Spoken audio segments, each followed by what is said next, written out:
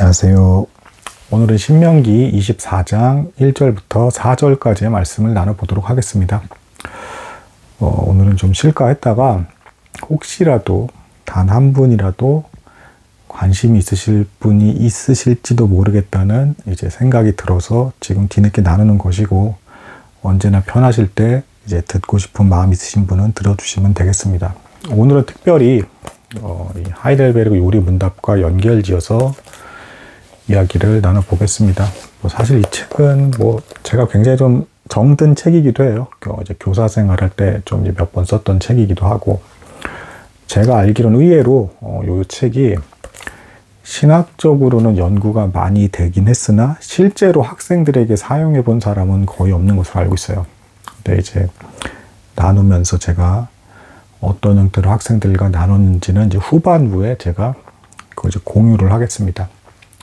이게 도움이 될지는 모르겠으나 일단 먼저 본문 내용부터 들어가겠습니다. 1절부터 4절까지의 내용이 안타깝지만 좀 이제 슬픈 내용이에요. 이제 말 그대로 이제 버림받는 이제 아내에 대한 것입니다.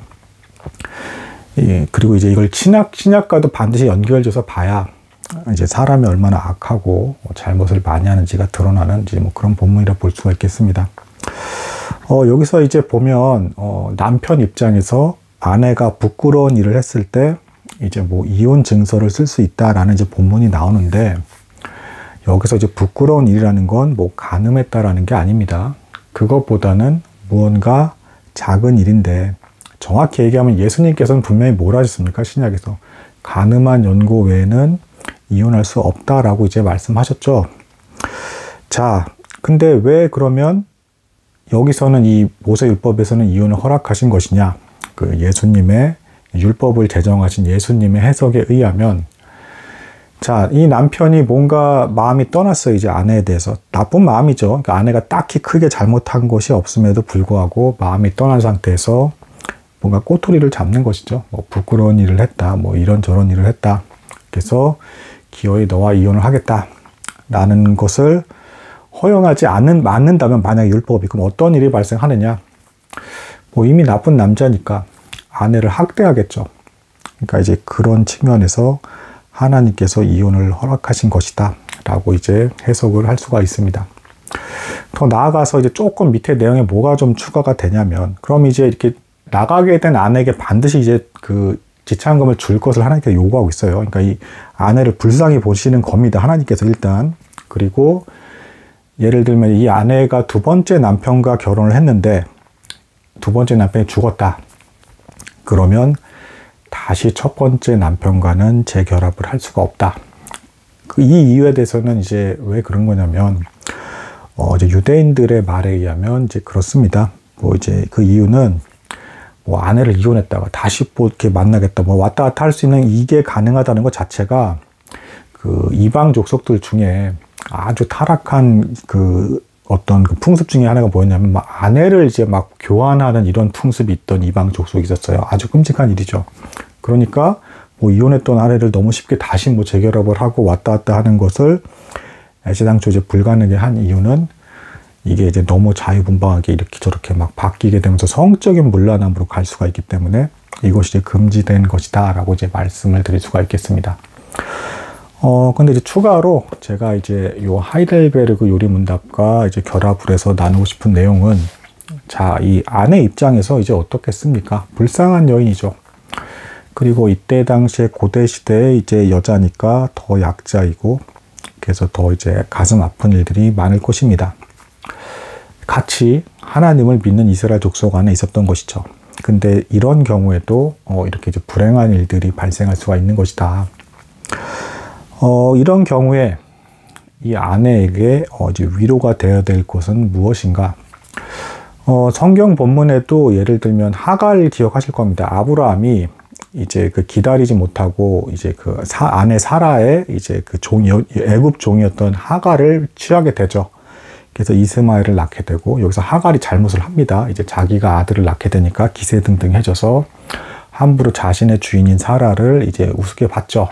그러다가 이제 자기가 잘못해서 어쨌든 쫓겨나게 되는데, 어찌됐건 이제 아브라함에게서 이제 그 버림을 받게 되었을 때 이 하갈조차도 자기가 잘못한 것임에도 불구하고 하나님께서 이제 그 마실 물이 어딘지도 알려주시고 또 이제 위로의 말씀을 주시는 것이 나옵니다.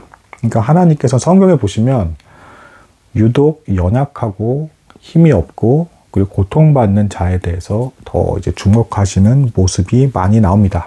그리고 심지어는 예수님께서는 그런 자에게 이제 도움을 주고 이제 마음을 쓰고 무언가 이제 드리는 것이 곧 나에게 준 것이다라고까지 이렇게 표현을 하고 계세요.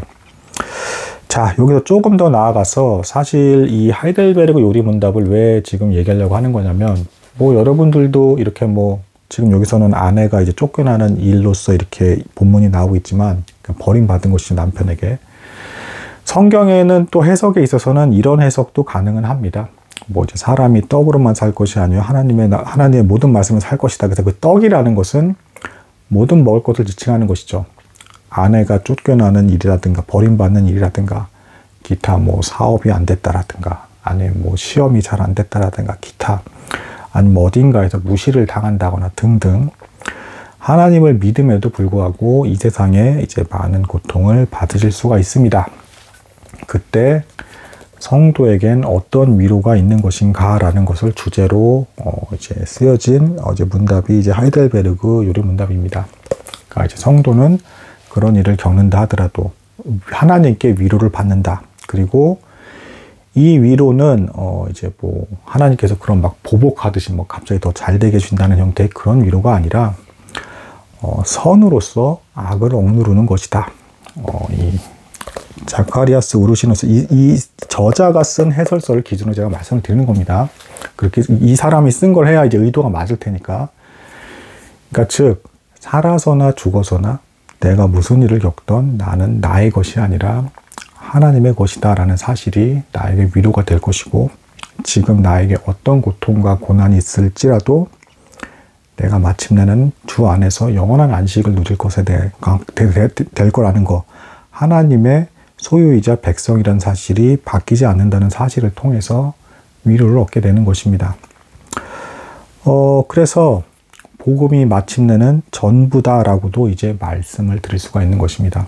여기서 뭐 제 추억을 조금 더 되살려 보자면 이제 학생들을 가르칠 때 신학적인 내용을 전달하는 것은 사실은 그냥 그것만 전달하는 거는 좀 의미가 없다라고 이제 말씀드릴 수 있겠습니다. 무슨 말이냐면 이 위로가 필요할 때는 예를 들면 내가 다시 죄를 지었다라고 생각을 합시다. 뭐 남들에겐 눈치채지 않을지 모르겠지만 하나님이 보시기에 기분 나빠하고 추악하다 여기실 법한 그런 죄를 제가 이제 지었다라고 생각을 해보세요. 그러면 슬프겠죠, 당연히. 그렇게 슬프고 괴로움에도 불구하고 하나님께서 나를 버리지 않으시고 여전히 용서해 주실 것이라는 것. 그러니까 하나님이 나를 소유하셨다는 사실은 살아서나 죽어서나 바뀌지 않을 것이기 때문에 나에게 위로가 될 것이고 그래서 나의 실패로 인해서 슬퍼하면서도 동시에 나는 그럼에도 불구하고 용서하고 구원받을 것이고 그분의 소유된 백성이라는 것이 바뀌지 않을 거라는 불변한 진리 여기서 오는 이 위로 이 두 가지 이제 감정이 함께 있기 때문에 성도는 기쁨을 누리되 가벼운 기쁨이 아니라 나의 부족한 연약한 실패의 수많은 부분에 대해서는 숙연해지고 겸손해지면서도 하나님께서 주시는 은혜에 의해서 지나치게 낙담이 되는 게 아니라 적절한 위로를 받으면서 오히려 어느 정도 기뻐할 수가 있다. 숭고하고 깊은 위로를 누리게 된다는 것입니다. 이 위로가 나에게 있는가 실제로 그리고 이 문답이 쓰여진 취지도 그렇습니다. 그 위로가 당신에게 실제로 있습니까? 그것이 없다라고 한다 그러면 당신은 다른 사람과 비교하면서 저울질하면서 위로를 얻으려고 한다거나 어떤 돈을 많이 벌어서 위로를 얻으려고 한다거나 기타 뭐 여러 가지 조건들을 바꿔서 남들보다 우월감을 누리는 형태로 위로를 받으려고 하는 시도를 하시게 되겠죠. 그거는 세상적인 방법이고 하나님께서 주시는 참된 복음적 위로를 누리지 못하는 것입니다. 옛날에 이제 학생들에게 이런 식으로 이제 가르쳤었는데 여러분들에게도 스스로 돌아보시기를 내가 어떤 슬프거나 어려운 일에 빠지게 되었을 때 복음적인 위로, 즉 남을 뭔가 꺾어서 내가 그 승리감에 도취돼서 위로를 얻는 것이 아니라 여전히 하나님께서는 나의 부족함을 용서해 주시고 나를 소유로 삼아 주시면서 변함없이 살아서나 죽어서나 나는 나의 것이 아니라 우리 주 예수 그리스도의 것입니다 라는 사실을 확인하면서 위로를 얻을 수 있는 것인가, 이것에 대해서 깊이 확인해 보시는 시간을 가지신다면 많이 유익할 것 같습니다. 뭐 별로 도움이 되실지는 모르겠는데 여기서 이제 아내가 버려지는 이 불쌍한 상황에 대해서 좀 확장을 해서 여러 가지 더 성도라도 슬픈 일은 발생할 수가 있는 것이기 때문에 그때 우리는 어떤 형태로 위로를 받아야 되는가 라는 것에 대해서 이제 이 하이델베르그 요리문답을 근거로 해서 한번 나눠보았습니다. 오늘은 뭐 여기까지 놔두도록 하겠습니다. 감사합니다.